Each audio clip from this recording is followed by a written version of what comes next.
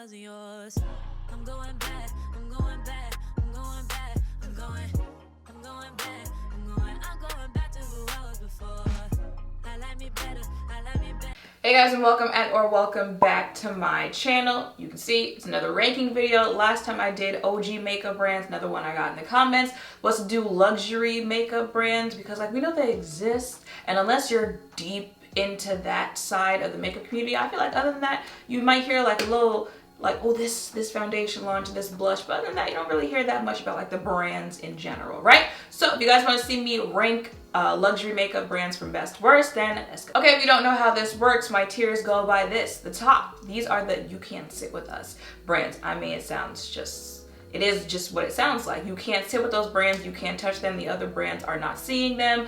After that is she's cute, where she's not you can't sit with us, but she's cute. You're gonna like it, it's gonna get the job done, and it's something that you would probably want to recommend if anyone is ever like, oh, what foundation is, you know what, I got this one, she's cute, right? Then there's Mer, where, it's not horrible, but it's nothing to write home about. You could take it or leave it, you pick it up, you like it, but then you forget about it, and you're not missing out on anything. Then there's if you like it, I love it, which I don't love it, but I like it for you because you like it, right? That's my nice way of saying that I don't like it, but I like it for you because we're all allowed to like and dislike things, right? And the last one is I don't know her.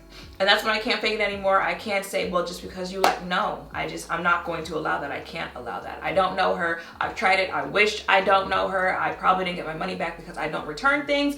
I don't know her. So the first one is Chanel Beauty. Now okay, so let me rank it first. If I had to rank Chanel Beauty, I would put it in meh. Now, if you watch my other videos and you're probably like, wait, what? Because you know that there is that universal translucent setting powder that they use that I pretty much use every single time that I do my makeup. Rave about it, highly recommend, definitely check it out if you are looking for a setting powder. With that being said, the other things that I've tried from Chanel is giving very much so no. Here's the thing, we're gonna have to, you'll probably hear a lot in this video with these luxury brands, is that they don't make shades for, yeah. So with things I've tried from Chanel in the past, it was just no. You go look at the shade ranges and I'm trying to figure out oh, so you don't want my money. That you could just say that, right? Instead of the brands that are we're inclusive and stuff like that. Luxury brands, they don't do any of that. They're like, listen, this is what we've got. Either you're gonna buy it or not. But recently I have seen some steps from Chanel Beauty at launching better shade ranges in their products and stuff like that. So they've got the potential to be like a she's cute, maybe even a you can't sit with us, based on the stuff that I don't have to worry about as far as complexion goes, how they've worked on my face and stuff like the lip products or the powder or stuff like that. They've got the potential, but because my experience has been what it's been with most of the stuff besides the powder, it goes in meh. Next up is Dior Beauty. If I have to rank Dior, I am putting that in. I want to put it in You Can't Sit With Us. Now, I want to put it in You Can't Sit With Us because, especially for a luxury makeup brand, for the prices that you're paying for luxury makeup, the stuff that I have tried from them, for the most part, I highly recommend. That pressed setting powder. Listen, if you get nothing else from that brand, go get that, okay?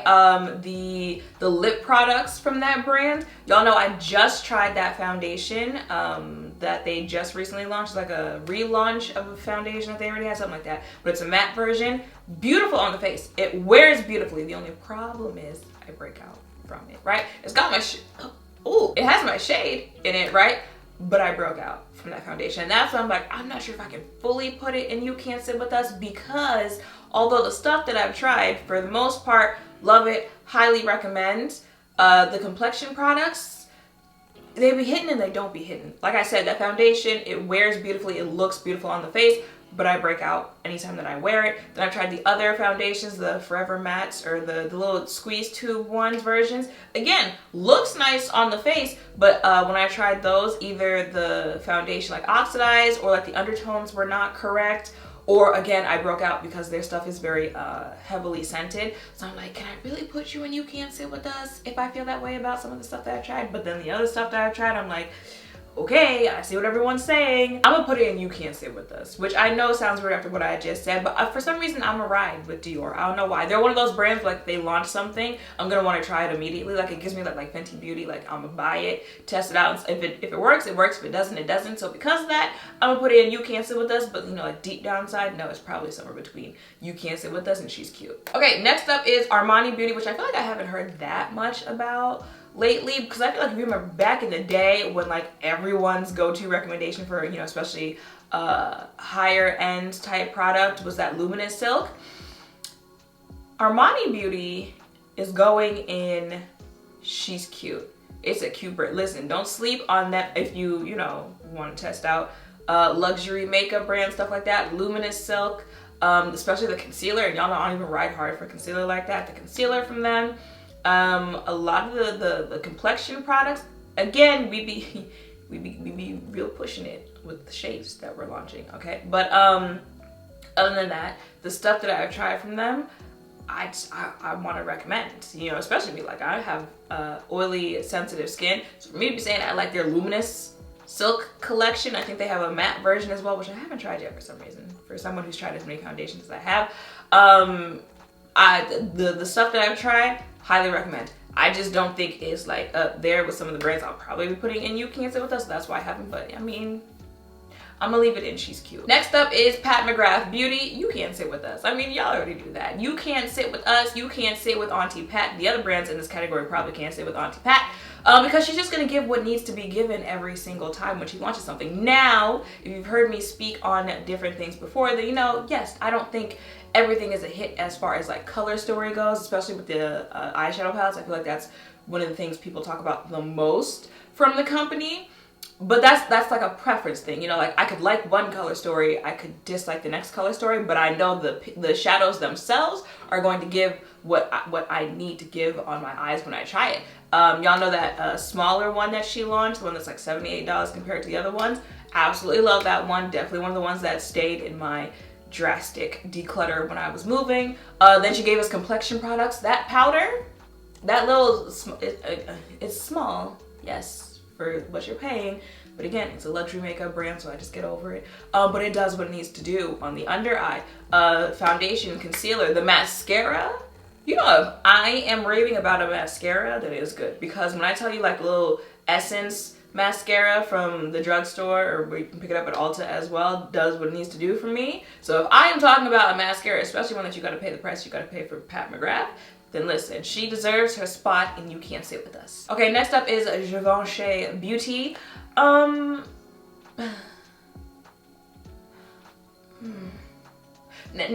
again, yes, I was just raving about that foundation that they just launched, the Prism Libre foundation. I think it came out last year. One of my favorites. Highly recommend. You know, summer's coming. Highly recommend that foundation. But the brand overall, if you like it, I love it. I feel like that foundation was like a, we don't know what we've been doing lately, so let's try something new. Let's try something different, and that stuck with them with that foundation, because the stuff from the, it's like what is this? What is this?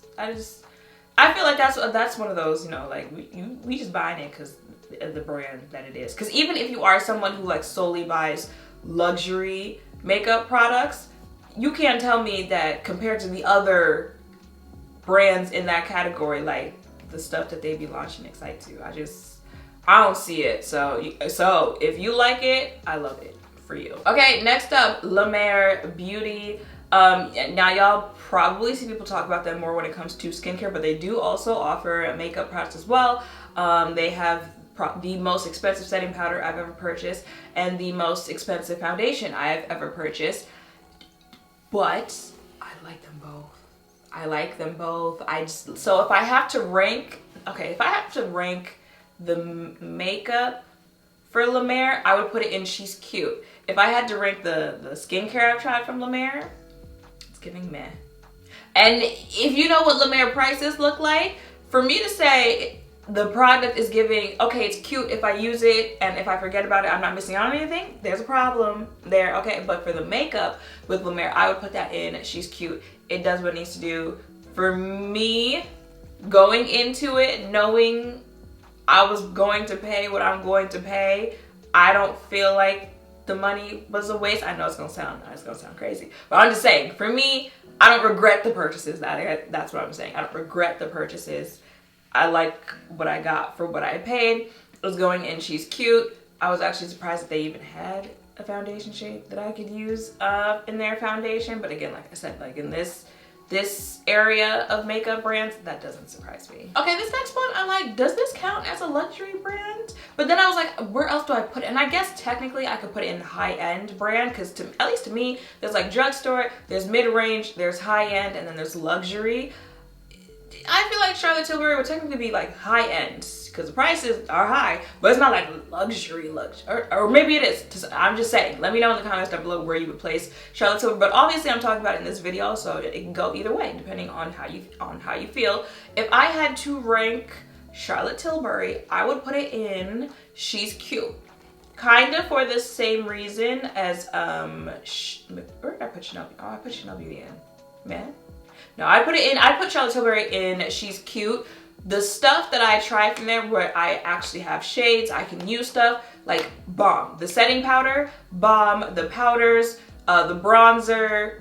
I've done a full face, I believe, of Charlotte Tilbury before, right? When I can find my shades and stuff, it's going to deliver, it's going to do what it needs to do. And because it's not so like luxury like a La Mer, but you know, it's not like a I don't know, a ColourPop, Too Faced, somewhere in that price range type thing, a little more obtainable. But if you've looked at some of the things that Charlotte has put out before, some of the shade ranges, and not just like complexion, like even like eyeshadows and stuff like that, it's giving like, where, how can I? So that's why that's why it's not in You Can't Sit With Us, and it's in She's Cute, because, you know, like, She's Cute, I have stuff I would recommend, but because of that, like, no, you can't sit with them. Okay, next up is Tom Ford. This is another